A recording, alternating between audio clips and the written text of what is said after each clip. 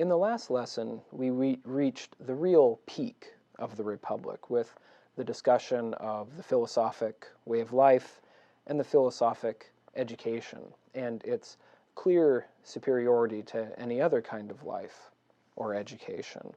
At the same time, we saw that for more than one reason, the Cydian speech, which served as the occasion for discussing the philosophic way of life, turns out to be impossible. It is not, you could say, a practical ideal that somebody could aim to realize. Glaucon had hoped it would be. That's why he pressed Socrates so hard to explain how such a regime is possible, how it could be brought into being. But we learn by the end of Book 7 that really, under almost any conceivable set of human circumstances, such a city could not be brought into being. And what's more, we also saw that the people that would have to be in charge of that city, the philosophers, wouldn't want to bring such a city into being anyways. So that's where we left off last time. But now, of course, we have to return to the initial challenge of the book, because in Book 2, Glaucon and Adeimantus had challenged Socrates to show them what justice is and to prove to them that it is always better to be just than unjust. At the end of Book 4, before Socrates was interrupted and forced to return to the topic of the Cydian speech, he had given a definition of justice. Justice consists in each part of the soul minding its own business, meaning in particular that one has a soul which is harmoniously ordered such that reason and its determinations of the good govern over all the other passions and desires. Having arrived at that definition, then Socrates turned to the second part of the challenge, to proving that it is always better to have such a soul rather than to be unjust. And then, of course, as I said, he was interrupted. But at the beginning of Book 8, he now returns to this yet again. Okay, Glaucon, that was a long digression. We talked about a lot of things. Now let's come back to where we left off and give an account of the superiority of justice. And that's what happens in today's lesson and in the next lesson. But Socrates takes a somewhat roundabout way to get to the comparison. You might remember that in Book 2, when Glaucon is issuing his challenge to Socrates, he painted a picture of the perfectly unjust life and a picture of the perfectly just life, and then compared them, and implicitly asking Socrates to do the same. Well, Socrates has, in a way, given us his portrait of the perfectly just life in the account of the philosopher. And now he needs to work his way to an account of the perfectly unjust life, so that we have the two terms, or the two ways of life that need to be compared. But he doesn't go directly to it. He doesn't say, okay, Glaucon, here's what the perfectly unjust life looks like. Instead, he works his way down through a series of progressively more inferior types of people until he reaches the perfectly unjust life. But in fact, he does something even more than that, because at the beginning of Book 8, Socrates returns to the city-soul analogy that had been used in Book 4 to discover justice. In Books 5 through 7, there is very little discussion of this analogy. But so what Socrates does now in Book 8 to work his way to the perfectly unjust soul is to give an account of a decline through progressively inferior kinds of regimes and through progressively inferior kinds of souls, to the point where you arrive at the tyrannic regime and the tyrannical soul, which is the perfectly unjust person. So we move through a series of sketches of different political orders and different kinds of people, working our way towards the perfectly unjust soul. And that we will look at in the next lesson, his depiction of the perfectly unjust soul. So in this lesson, we will look at his account of the decline from the best to the worst regime, and the decline from the best to the second worst kind of soul. And the conceit of Book 8 of the Republic is that each of these regimes that he discusses is inferior to the one that comes before it, and that each one of these inferior regimes somehow emerges from out of the corruption and decline of the previous regime. And I'll explain the details of that in a moment. But the other part of the conceit is that there is a kind of soul that corresponds to each kind of regime, such that the rank order of cities from best to worst is exactly parallel to the rank order of souls from best to worst. And I will explain more concretely what that means as I work through the book. So, I want to say something about how I'm going to proceed. In Book 8, Socrates moves back and forth a bit. So, for example, he'll give an account of the Timocratic regime, which kind of corresponds to Sparta. He'll give an account of how it comes into being and what it's like. And then he shifts over and he gives an account of a Timocratic soul, how it comes into being and what it's like. And then he shifts back over and he gives an account of how a timocracy will degenerate into an oligarchy. And he'll give a description of an oligarchic city. Then he'll move back over and show how a timocratic soul can lead to a decline into an oligarchic kind of soul. And you see, so he moves back and forth between city regimes and soul regimes. I'm not going to proceed that way because I think, to make some of the points clearer, it's more helpful if first I give an account of Socrates, his description of the decline of the various cities, and go through all of them, and then move over and give an account of the decline of souls. So instead of moving back and forth, I'm going to talk about cities first, and then souls. And then in the next lesson, we'll get to the tyrannical soul. Now, let me make one other preliminary note. So that you know the words, the rank order of cities and souls is as follows. The best is aristocracy, or an aristocratic soul. Next comes timocracy. Below that is oligarchy. Below that is democracy. And at the bottom of the order is tyranny. So that's the rank order of cities and souls. Aristocracy, timocracy, oligarchy, democracy, tyranny. So we have an account of the decline of cities through those forms and the decline of souls through those forms. But as I said, I want to make a very important note, and this is something that people oftentimes get wrong about the Republic, and that's that the analogy between city and soul here is a purely structural analogy. And the accounts of the decline of cities and souls are parallel accounts. Sometimes people get the impression that what Socrates is doing, for example, is he'll describe an oligarchic city, and then when he turns to the oligarchic soul, he's describing the kind of soul that the typical citizen of an oligarchy would have. Right? So that the oligarchic soul is the kind of characteristic resident of an oligarchic city. But that's not actually what Socrates is doing. The analogy, as I said, is structural. So when he's giving an account of an oligarchy, he gives an account of a city that is ordered in a certain way. In particular, in an oligarchy, the wealthy few hold all of the political power, and the poor do not have political power. So you have the whole city dominated by the wealthy few. And whereas the oligarchic soul is not the soul of an oligarch in an oligarchic city, but rather it's the soul that has a structure that is similar to the structure of an oligarchy. Meaning, for example, that in an oligarchic soul, the soul is dominated by a small number of kind of greedy desires. So an oligarchic city is dominated by a wealthy few citizens. An oligarchic soul is dominated by a kind of greedy few desires, and all the other parts of the soul are subordinate to that. So the oligarchic soul is not the soul of the citizen of an oligarchy. The oligarchic soul is the soul that has within it the same kind of structure that you find within an oligarchic city. So it's a structural analogy. So what that means then is, for example, the timocratic soul is not necessarily a description of the typical citizen in a timocracy. The democratic soul, I'll argue, is definitely not a description of the typical citizen of a democracy. So you got to keep these two things separate. They're parallel accounts. And they're parallel accounts that work in the following way. He doesn't just say, I'm going to describe the best.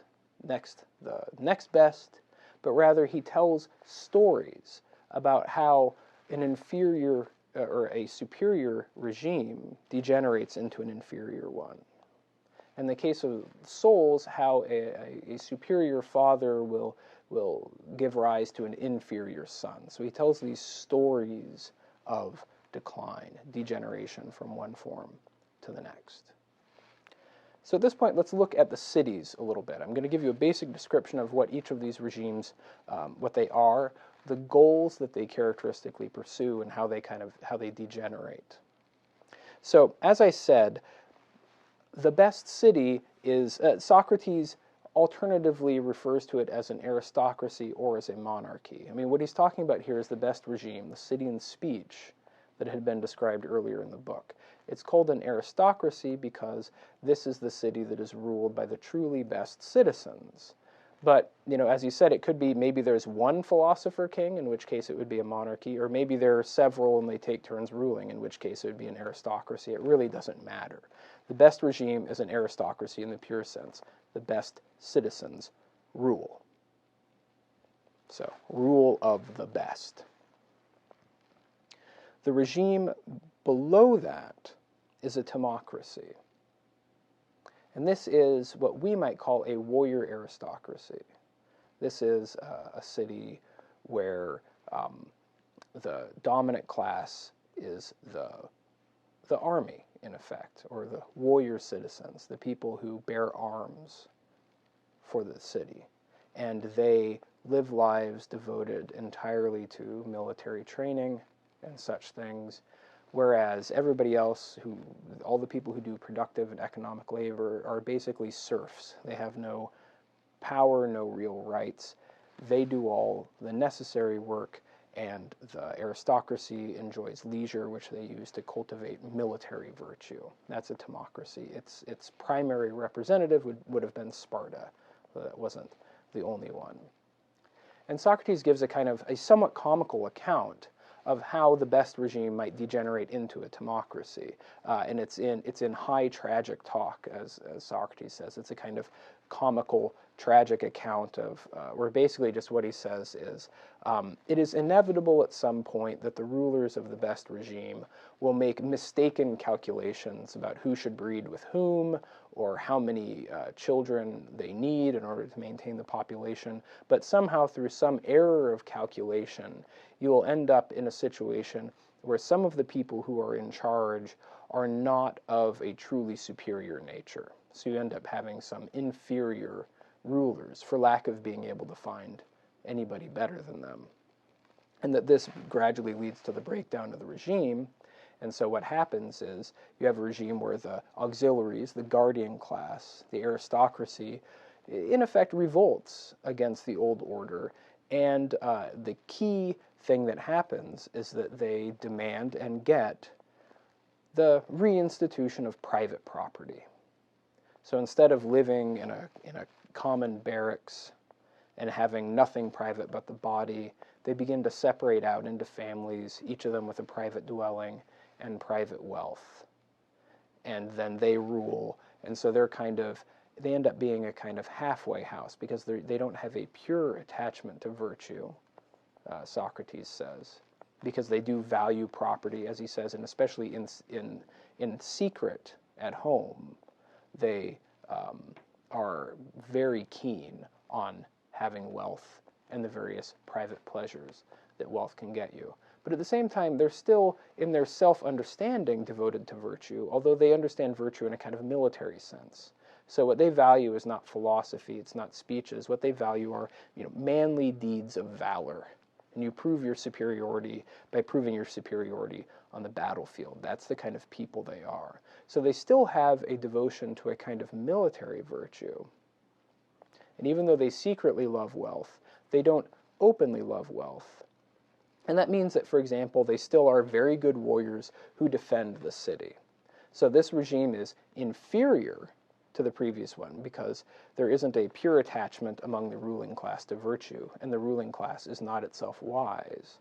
But at the same time, Socrates suggests this, it's certainly not a terrible regime, because you still have a ruling class that has a conception of virtue that they are devoted to, and a conception of virtue that makes them defend the city, even though, obviously, they rather brutally exploit all of the people who do the productive labor.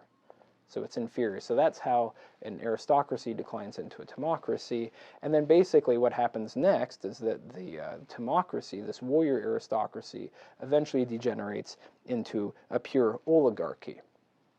Now, what characterized an oligarchy in ancient Greece is that there would be a property requirement in order to have political power. So in order to hold political office, you had to prove that you had a certain amount of land or a certain amount of wealth. And you had some oligarchies where the requirements were relatively low, and hence you had a rather large citizen body. But you had a number of other oligarchies where the requirements were quite high. So, there might only be, say, 5% of the population that actually had enough wealth that they were entitled to exercise political power. And that's why oligarchy is associated with rule of the wealthy few. The majority in the society do not have political power. They are governed by the few. But unlike in an aristocracy or a timocracy, the thing that makes you qualified to be in charge is not wisdom, it's not the possession of military virtue, it's merely the possession of a certain amount of wealth. And therefore money or wealth is more highly honored in this regime. And indeed, Socrates says that the way that a timocracy degenerates into an oligarchy is that that secret love of wealth that is oftentimes suppressed, but that exists within the souls of the warrior class, over time gets stronger and stronger. And they want more and more of it, and they want finer houses, and they want more luxuries, until eventually the regime kind of gives way to a regime devoted to wealth instead of to military honor. So the first big evil that's introduced into the city is private property when the timocracy is founded. The citizens start dividing their interests, dividing their property, dividing their family. The second big evil that emerges within the city comes with the institution of the oligarchy, because as Socrates points out, in an oligarchy, the people in charge want to be wealthy. One of the ways that people get wealthy is by, say, making loans to someone, knowing that that person is not going to be able to pay back that loan. And then when they default on the loan, you have an excuse to seize their property, right, as payment for the unpaid loan. So, in other words, there is an incentive in an oligarchy for the wealthy to engage in business practices that cause other people to impoverish themselves. And this turns out to be dangerous, because what ends up happening, for example, is you'll have members of the ruling class, say kind of spendthrifty, dissolute sons of wealthy fathers, right, who really only care about spending money and having a good time. And those kinds of people in an oligarchy will oftentimes end up wasting all of their money and going into debt and losing everything. And this creates a dangerous class of people, because that means that in an oligarchy, oftentimes what you'll find is groups of people who no longer have power, but at the same time used to and still feel entitled to have power. And they are disgruntled. They have no place in the city, but they're always looking for ways to reestablish themselves. So they're discontented with the regime. And they form a part of a class of citizens that Socrates calls drones. Now, the word drone, it doesn't mean what it means in the modern context now, but in ancient times, the drone was understood to be a class of bees within a beehive that really didn't do any work, that just sat around consuming resources. And Socrates points out that there are no citizens who are drones in an aristocracy or in a timocracy, right? In the aristocracy, you're either a craftsman or a farmer, or you're a warrior, or you're a ruler. Nobody gets to just sit around doing nothing. Everybody's got a job to do. And it's more or less the same thing in a timocracy, right? You're either one of the warriors and you're in charge, or you're a serf and you're forced to work. But still, everybody has a job to do. An oligarchy is the first kind of political order where you have people show up who aren't doing anything for the city. They're poor, they have no power, and they do no work. And he says that's why you find in oligarchies both beggars, that is people who have nothing, who don't work, but who live off of alms from others, and you find criminals, right, who don't do any honest work, but rather live through force and fraud. And Socrates says, in any city where you see beggars, you will also find criminals. They're just usually hiding. They come out at night. But within this drone class, you have beggars and you have criminals, and then you also have these former members of the ruling class who are discontented. These are the kind of leaders among the drones. But there's very little that they can do because their lack of wealth shuts them out of power. And Socrates says that it's this drone class which eventually causes, or is a big part of the downfall of an oligarchy. And so the story of the degeneration of an oligarchy into a democracy is something like this. Socrates argues, well, democracies, you still had military virtue. They defended themselves. But when you get to an oligarchic regime, oftentimes oligarchs are very unwilling to spend their own money on public works. And what that means, for example, is that they are so concerned with making and keeping their own money that they neglect military virtue, and they refuse to spend very much on the defense of the city. And that this makes the city begin to grow more and more inferior, and the leaders of the city, the oligarchs, live softer and softer lives. And eventually, the ruling class becomes corrupt enough that the common people of the city begin to hold the rulers in contempt and begin to think, you know what, these rich guys are soft. We could take them out very easily if we tried. And you get a civil war. You get an uprising where the poor, usually led by some of those disgruntled former oligarchs who are now drones, right? They might fan up these passions and lead the people in a revolt against the ruling class and establish a democracy. So when the revolt is successful, the oligarchy gives way to a democracy. And the character of a democracy is this: whereas an oligarchy is the rule of the few who are wealthy, a democracy is the rule of the many who are poor. Officially, the way a democracy works is every citizen is given equal rights. Every citizen is allowed to sit in the assembly. Every citizen is qualified to hold most offices. Most offices are determined by lot. Citizens are just randomly determined to hold all but the most important offices, which are elective. So in principle, democracy is based on the notion of equal rights. But since the poor always outnumber the rich, in a democracy where there are equal rights, that always translates into majority rule on behalf of the interests of the poor, as opposed to the rich. And that's what you have in a democracy. And whereas the principle or goal of an oligarchy is wealth, Socrates describes the principle or goal of democracy as not actually equality, but rather freedom, personal freedom. And here's why. Earlier societies, oligarchies, democracies, the aristocracy, are all very hierarchical. And there's a notion that common people, ordinary workers, need to know their place. And their place is on the bottom. Obviously, in the city and speech, for example, the people in the lowest class would be well taken care of. They wouldn't be exploited. But they're still, expected to be deferential, to follow the advice of their superiors, and all that kind of stuff. Democracy is the first regime that in effect, refuses to institutionalize hierarchy. Every citizen is assumed to be equal, and what that translates into is the notion that every citizen has a right to live his own life the way he wants to. And that's freedom. So that's why Socrates says, really what democracies are devoted to is freedom. The freedom of individuals within the city to live the way they want and not have to do what other people say.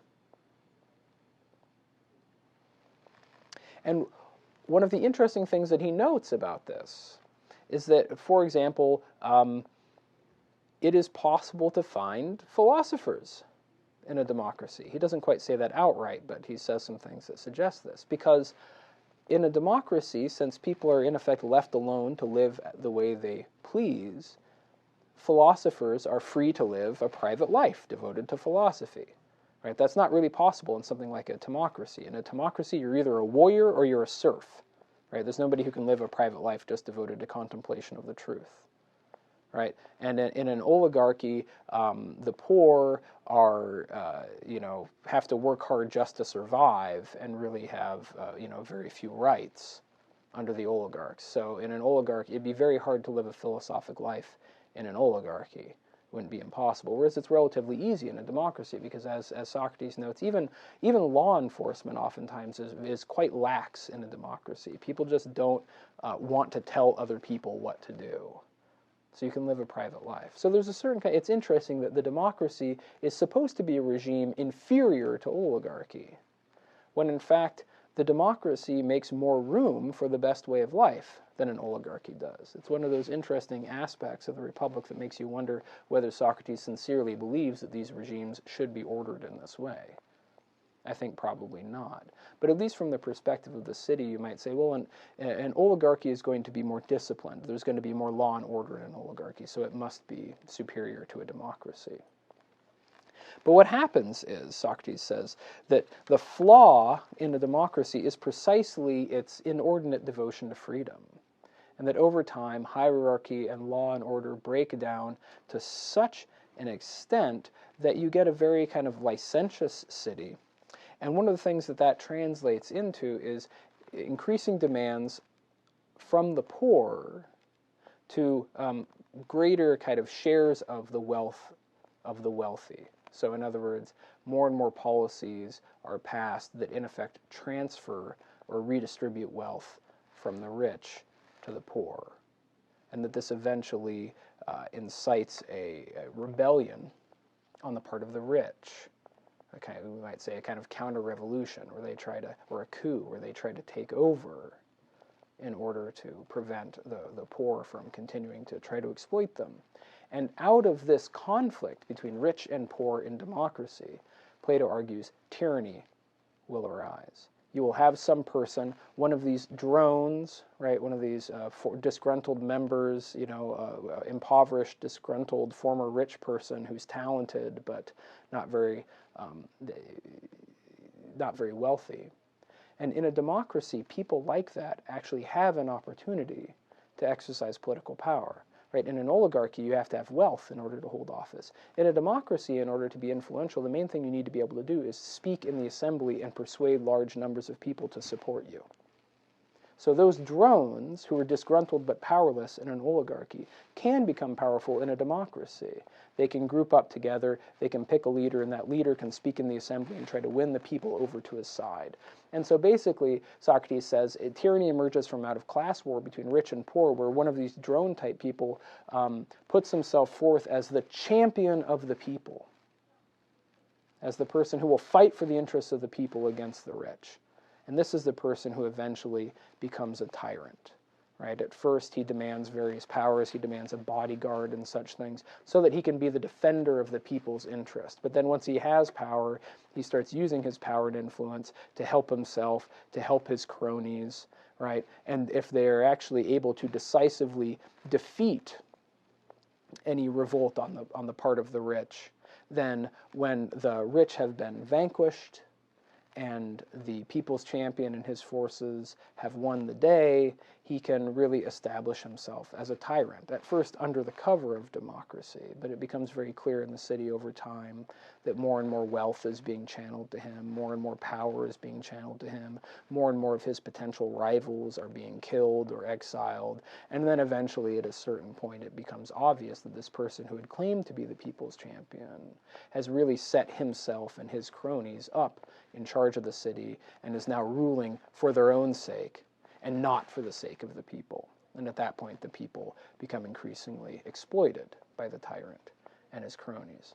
I mean, that political description obviously is something I think people have heard before. It could be, you could say that that's kind of what happened with Julius Caesar, or you could say there are certain people even today, certain rulers today, that came to power in this way. But basically, the excess of freedom in a democracy leads to class war leads to the rise of a people's champion, and when that people's champion is victorious, he sets himself up as a tyrant.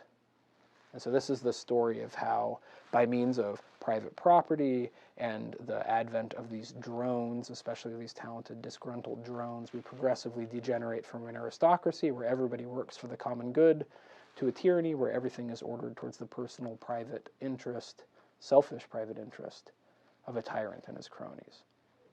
So that's the decline of the cities. What about the souls? Well, the decline of souls is very interesting. Obviously, the aristocratic soul would be the soul of the philosopher that was described in books 5 through 7. I'm not going to go into a lot of details about the other souls, in part because this part of the book is pretty clear. When you read it, it's very lively, it's very interesting, it has some of the most poetic passages in the Republic. So I'm not going to summarize too much about it, except to point out the way that the structures shift. So, for example, a democracy is ruled by the warriors. So in the same way, a timocratic soul is the soul of a person who is dominated by spiritedness, or thumos, that part of the soul that is responsible for anger, indignation, love of honor, love of victory. So instead of calculation being in charge, the timocratic soul is the soul where thumos, or spiritedness, is in charge. And hence it's the soul of a person whose highest aspiration is honor, is to show himself to be superior to others and to be acknowledged by others as superior. The proud man. That's the timocratic soul. He's described, there's a kind of a funny passage that seems to suggest that this person emerges from out of, that he maybe would be somebody who could be the son of someone like Socrates, but who doesn't take up the philosophic life himself because other bad influences around him try to convince him that he needs to be a manly man and self-assertive, and so he goes down that path instead of pursuing wisdom. But now what we see is that there's kind of a family drama in the decline of souls. The structure of it is that Socrates talks about how a father gives birth to an inferior son. So the father with the aristocratic soul, kind of the philosopher, his son has a timocratic soul.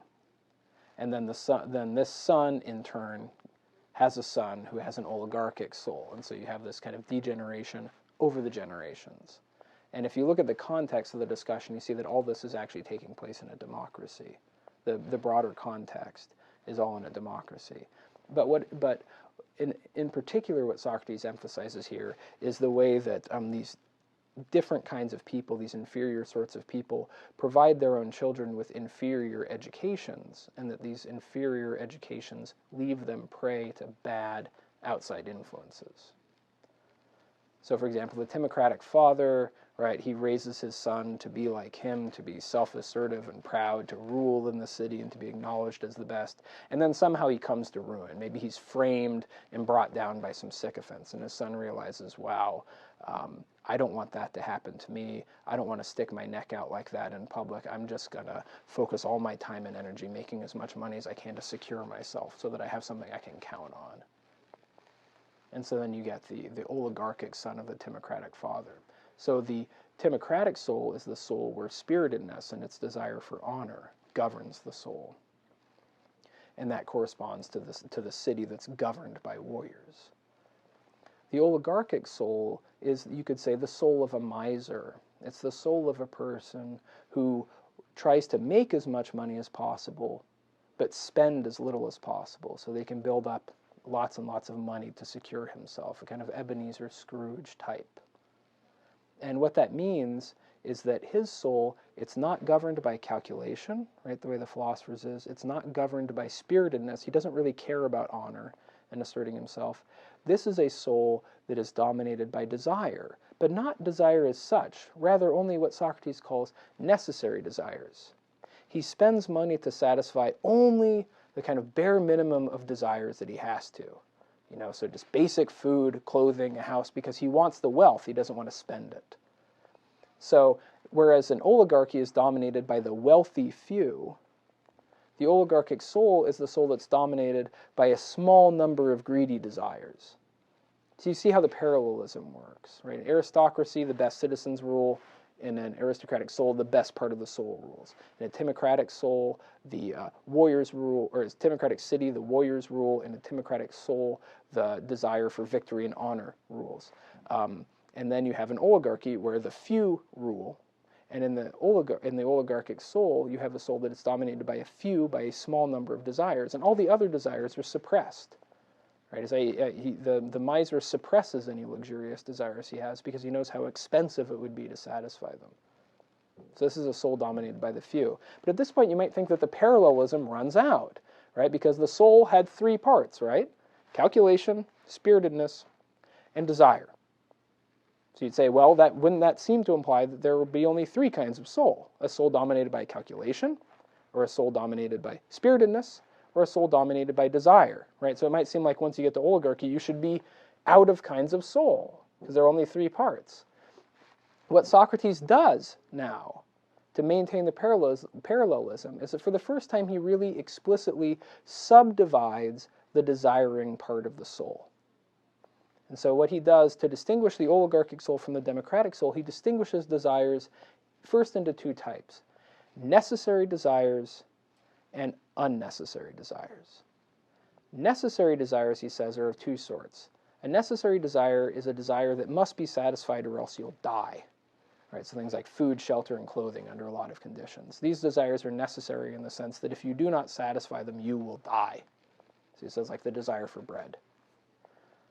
But he also says other necessary desires would be desires that it's not that they must be satisfied or else you'll die, but are desires that if you satisfy them, they are beneficial to you. And he says, for example, desires for certain kinds of relish. Remember relishes from Book 2. So necessary desires are the ones that must be satisfied or else you die, or desires that when satisfied are beneficial. Whereas unnecessary desires are desires that can be ignored or gotten rid of without bringing any harm to you. Or they are desires that when satisfied are positively harmful. And so what Socrates says is that the person with an oligarchic soul is the person whose soul is governed by only the most necessary desires. That small number of desires, and all the other desires within the soul are suppressed. Whereas the democratic soul, the one that comes next, this is also a soul that is governed by desire. But unlike the oligarchic soul, the democratic soul treats most of his desires as basically equal. So the way we would put this nowadays is he's the kind of person who just does what he feels like. And he might feel like doing different things on different days.